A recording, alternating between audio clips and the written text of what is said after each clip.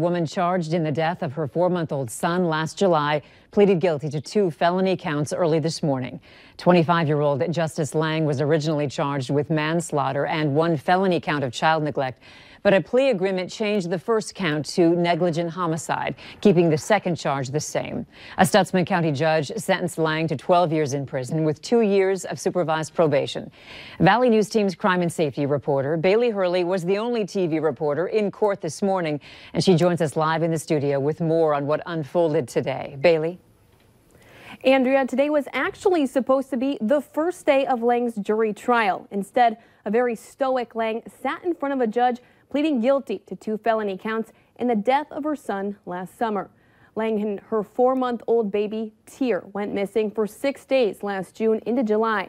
Her baby ultimately being found in a slough in rural Stutsman County. An autopsy showing he died of starvation. After hearing from both the state and defense, Lange addressed the court, taking responsibility for using meth and the death of her son, but also blamed her ex-fiance for giving her the drugs in the first place.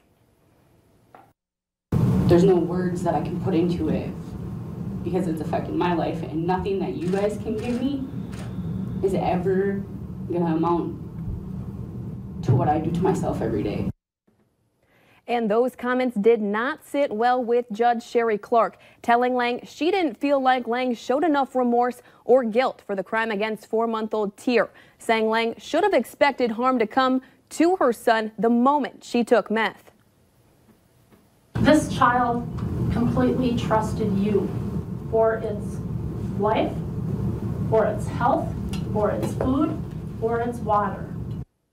And as you could see, Lange was visibly upset with those comments. But Judge Clark didn't stop there, as she became emotional herself, calling for the courtroom to sit in a minute of silence to reflect on the baby's last moments of life as he was starving to death after being in the heat for 6 days. Your conduct killed your child. I just keep thinking about the last hour, minute, second of your child's life, and it causes me to lose sleep. Judge Clark handed down a slightly longer sentence than what the state and Lange had come to in their plea agreement, and because of that decision, Lange now has 48 hours to decide if she'll take the judge's sentence or if she'll withdraw her guilty plea, something we'll be watching very closely. Andrea? All right, thank you, Bailey. Due to Lange's long criminal history, the state asked she be considered an habitual offender, making the maximum sentence double in both charges.